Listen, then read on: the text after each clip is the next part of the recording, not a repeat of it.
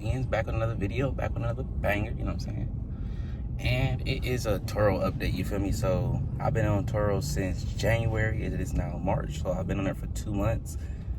And I have my Jetta. I was talking about putting my Charger on there, but I ended up not putting my Charger on there for the simple fact of is I went and did some changes to it, and I just think with the changes, it ain't suitable for other people to be driving. So I'll give you all the update on exactly why I'm not putting the Charger on Turo. That'll probably be the next video after this one. But yeah, but how I like Turo right now, I'm just giving a little pretty much background on Turo. So I've used Turo in the past a few times. Actually, I used it when me and my wife, we went to LA. We rented a Camaro. I think that might have been my first time actually using Turo. No, I actually used Turo back in Ohio. I rented a car to go home for a little while my car was down.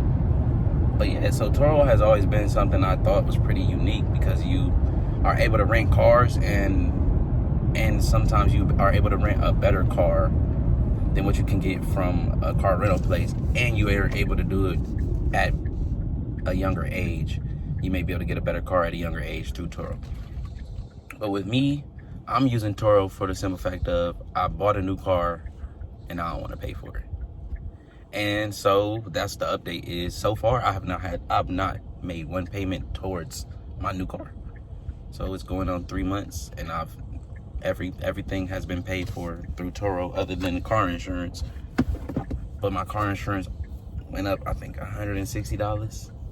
So in a sense, I'm paying $160 for a car. That's it. And you feel me? Like, there's not many people out here that's paying $160 for a car across the board. So car insurance and car note to drive a 2020. I drove off the lot literally with 25 miles I think I had on it. So it's just like, if you want a car and you are able to not need your car 24/7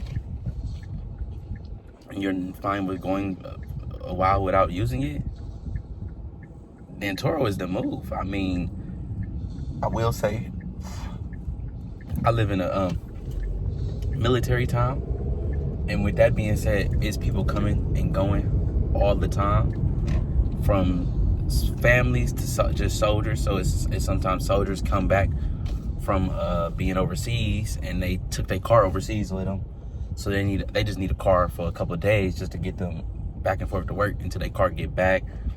And it's families that's coming and visiting their family out here.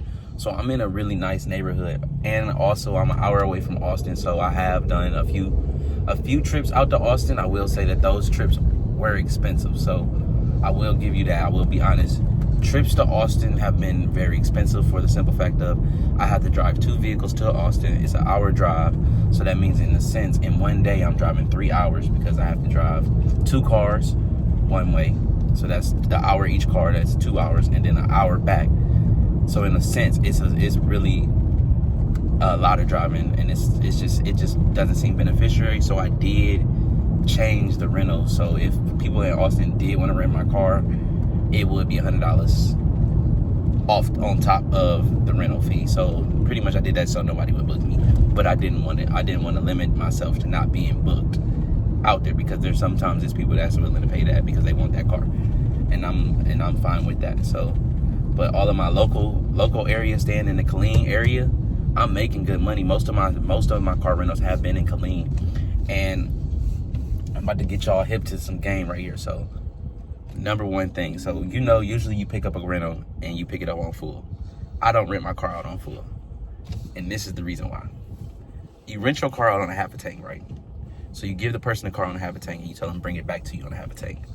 So far, this has worked every time, except for once. And the one time it didn't work is because the person didn't put any gas and gave me my car back, and I had to charge them. So therefore it still worked. So what I do is I leave it to them on a half a tank and tell them return it to me on a half a tank. This is all by choice. Every time I've gotten my car back, I've gotten it back on 3/4 of a tank. Why? Because mentally, you go and fill the car up to full and you drive it, and most of the time I think they only burn 1/4 of the tank. and they don't got no options. They not about to siphon out the gas. So therefore, I get a free quarter of a tank of gas. It works every time because it's just a mental thing, because I even do it. So like if I was to get a car on half, I would fill it all the way up, drive it, and then you don't know, you go put $10 in there and see where the $10 put you. Come to find out, all you needed was $5. So it's too late. You already put 10 in there. 10 put you at three-quarters of a tank. You're gonna get a car back on three-quarters of a tank. So it's a win-win situation. So I win some extra gas, which is extra money I'm saving. So yeah, so that's one tip, is not to rent your car out on full tank. It sounds weird, but a half a tank of gas is actually a lot of gas. So I don't get why I fill it up if I can give it on a half a tank. Half a tank leaves you with a chance of earning you some more money. Full tank, you can't earn no more money because they got to bring it back on full. Half a tank, I can earn more money. They can bring it back on three-quarters of a tank. They can bring it back full. You never know. And so that's why I like to leave it on half a tank, because half a tank leave you with some wiggle room. And for the most part, no one's driving super far with the car. It's all local driving. So with that being said, with local driving, you don't have to really worry about having a full tank. So like when I drive to Austin though, I have to I fill the tank up, and by the time I get there, I'm on three-quarters of a tank. So it's just like, that's a lot of gas, and I'm driving 2 cars, and I'm doing that twice because I have to go back and pick the car up. Compared to in clean, most of the time I have people just come literally to my house and pick the car up, which is perfect. Or they have me, like I have a rental booked for April where they're not for April, for the end of March, where they want me to come drop it off to them at the Clean Airport, which is like 15 minutes away from my house, which is perfect. Like I can drive 15 minutes. And so yeah, so that's the update. If y'all want to put y'all car on Turo, if y'all got any questions, feel free to comment below, DM me. You know what I'm saying? I'm pretty much available everywhere. And y'all ask me any questions, but you already know what it is. It's your boy John, no H, 2 N, and I'm out. Don't forget to like, comment, and subscribe.